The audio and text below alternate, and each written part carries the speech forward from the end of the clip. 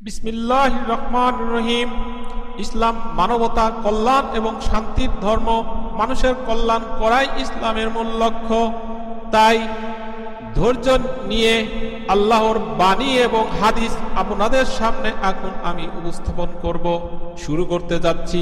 মহাকালের শপথ, মানুষ অবশ্যই ক্ষতিগ্রস্ত, কিন্তু তারা নয় যারা ঈমান আনে ও সৎকর্ম করে এবং পরস্পরকে সত্যর উপদেশ দেয় ও ধৈর্যের উপদেশ দেয়। পারা 30 সূরা 103। হে মুমিনগণ, ধৈর্য ও সালাতের মাধ্যমে তোমরা সাহায্য প্রার্থনা করো, নিশ্চয়ই আল্লাহ ধৈর্যশীলদের সঙ্গে আছেন। পারা 2 সূরা 2 বাকারা আয়াত 153।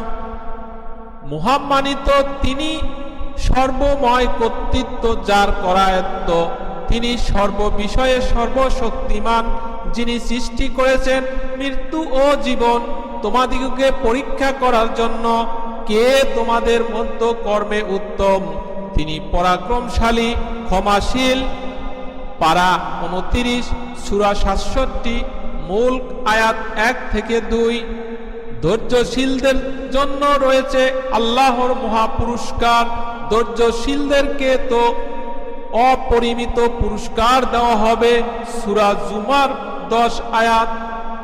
ধৈর্যের গুরুত্ব সম্পর্কে মহান আল্লাহ পবিত্র কোরআন মজিদে আরো বলেছেন, মহাকালের শপথ, মানুষ অবশ্যই ক্ষতিগ্রস্ত, কিন্তু তারা নয় যারা ঈমান আনে ও সৎকর্ম করে এবং পরস্পরকে সত্যর উপদেশ দেয় ও ধৈর্যের উপদেশ দেয়। পারা 30 সূরা 103 আসর আয়াত 1 থেকে 3। হে ঈমানদারগণ, তোমরা ধৈর্য ধারণ করো, ধৈর্যের প্রতিযোগিতা করো এবং যুদ্ধের জন্য প্রস্তুত থাকো। আল্লাহকে ভয় করো যাতে তোমরা সফল কাম হতে পারো। পারা 4 সূরা 3 আল ইমরান আয়াত 200। নিশ্চয় আমি তোমাদেরকে কিছু ভয় ও ক্ষুধা দ্বারা এবং কিছু ধন প্রাণ এবং ফলের লোকসান দ্বারা পরীক্ষা করব, আর তুমি ধৈর্যশীলদের সুসংবাদ দাও। সূরা বাকারা 155 নম্বর আয়াত। মহান আল্লাহ পবিত্র কোরআন মজিদে বলেছেন, মহাকালের শপথ, মানুষ অবশ্যই ক্ষতিগ্রস্ত, কিন্তু তারা নয় যারা ঈমান আনে ও সৎকর্ম করে এবং পরস্পরকে সত্যর উপদেশ দেয় ও ধৈর্যের উপদেশ দেয়। পারা 30 সূরা 103। হে ঈমানদারগণ, তোমরা ধৈর্য ধারণ করো, ধৈর্যের প্রতিযোগিতা করো এবং যুদ্ধের জন্য প্রস্তুত থাকো। আল্লাহকে ভয় করো যাতে তোমরা সফল কাম হতে পারো। পারা 4 সূরা 3 আল ইমরান আয়াত 200।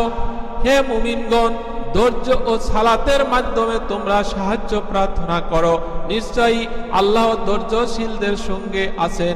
পারা 2 সূরা 2 বাকারা আয়াত 153। মহিমান্বিত তিনি, সর্বময় কর্তৃত্ব যার করায়ত্ত, তিনি সর্ববিষয়ে সর্বশক্তিমান, যিনি সৃষ্টি করেছেন মৃত্যু ও জীবন তোমাদিগকে পরীক্ষা করার জন্য কে তোমাদের মধ্যে কর্মে উত্তম, তিনি পরাক্রমশালী ও ক্ষমাশীল। পারা 29 সূরা 67 মূল আয়াত 1 থেকে 2। আমি তো তাকে পেলাম ধৈর্যশীল, কত উত্তম বান্দা সে ছিল আমার অভিমুখী। পারা 23 সূরা 38 7 আয়াত 44। নিশ্চয়ই এতে তো নিদর্শন রয়েছে প্রত্যেক পরম ধৈর্যশীল এবং পরম কৃতজ্ঞ ব্যক্তিদের জন্য। পারা 13 সূরা 14 ইব্রাহিম আয়াত 5। হে মুহাম্মদ সাল্লাল্লাহু আলাইহি সাল্লাম, নিশ্চয়ই তুমি মহান চরিত্রের অধিষ্ঠিত। পারা 29 সূরা 68 আয়াত 4। হে ঈমানদাররা, তোমরা ধৈর্য ধারণ করো, ধৈর্যের প্রতিযোগিতা করো এবং সর্বদাই আল্লাহর পথে প্রস্তুত থাকো। আল্লাহকে ভয় করো যাতে তোমরা সফল কাম হতে পারো। সূরা আলে ইমরান আয়াত 200। ধৈর্যের চেয়ে বেশি প্রশস্ত ও কল্যাণকর কিছু কখনো তোমাদের দান করা হবে না। বুখারী হাদিস 6470। পবিত্র কোরআনে ইরশাদ হয়েছে, বলো হে আমার মুমিন বান্দারা, যারা ঈমান এনেছো, তোমরা তোমাদের রবকে ভয় করো। যারা এ দুনিয়ায় ভালো কাজ করে তোমাদের জন্য রয়েছে কল্যাণ, আর আল্লাহর জমিন প্রশস্ত। কেবল ধৈর্যশীলদেরই তাদের প্রতিদান পূর্ণরূপে দেওয়া হবে, কোনো হিসাব ছাড়াই। সূরা আজ-জুমার আয়াত 10। অন্য আয়াতে মহান আল্লাহ ধৈর্যশীলদের জান্নাত উপহার দেওয়ার ঘোষণা দিয়েছেন।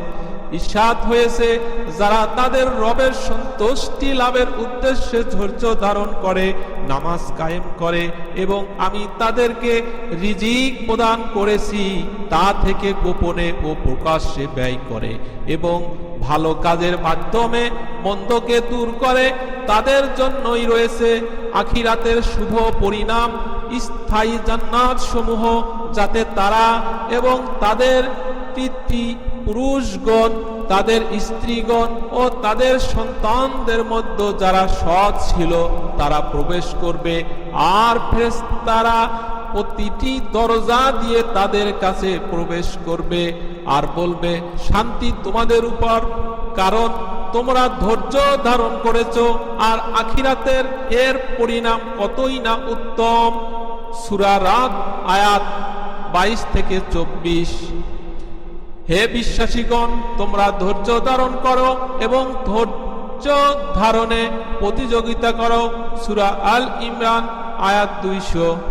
অবশ্যই যে ধৈর্য ধারণ করে এবং ক্ষমা করে, নিশ্চয় তা দৃঢ় সংকল্পের কাজ। হে বিশ্বাসীগণ, তোমরা ধৈর্য ও নামাজের মাধ্যমে সাহায্য প্রার্থনা করো, নিশ্চয় আল্লাহ ধৈর্যশীলদের সঙ্গে থাকেন। সূরা বাকারা আয়াত 153। আমি অবশ্যই তোমাদেরকে পরীক্ষা করব, যতক্ষণ না আমি তোমাদের মধ্যে মুজাহিদ ও ধৈর্যশীলদেরকে জেনে নই এবং আমি তোমাদের অবস্থা পরীক্ষা করি। সূরা মুহাম্মদ আয়াত 31। আপনি ধৈর্য ধারণ করুন, শুভ পরিণতি তো মুত্তাকিদের জন্য নির্দিষ্ট। সূরা হুদ 49। আপনি উত্তম সবর করুন। সূরা মাআরিজ 5। পবিত্র কোরআনে সূরা লোকমান নামে পূর্ণাঙ্গ একটি সূরা অবতীর্ণ করে লোকমান হাকিমের সেই উপদেশ বলি আল্লাহ সংগৃহীত করেছেন। ইরশাদ হয়েছে, হে বৎস, নামাজ কায়েম করো, সৎ কাজে আদেশ দাও, মন্দ কাজে নিষেধ করো এবং বিপদ আপদে সবর করো, নিশ্চয়ই এটি সাহসিকতার কাজ। সূরা লোকমান আয়াত 17। আল্লাহ বলেন, এবং যারা তাদের প্রতিপালকের সন্তুষ্টি লাভের জন্য ধৈর্য ধারণ করে, নামাজ কায়েম করে, আমি তাদের যে জীবনোপকরণ দিয়েছি তা থেকে গোপনে ও প্রকাশ্যে ব্যয় করে এবং যারা ভালো দ্বারা মন্দ দূরীভূত করে, তাদের জন্য শুভ পরিণাম। সূরা রাত আয়াত 22।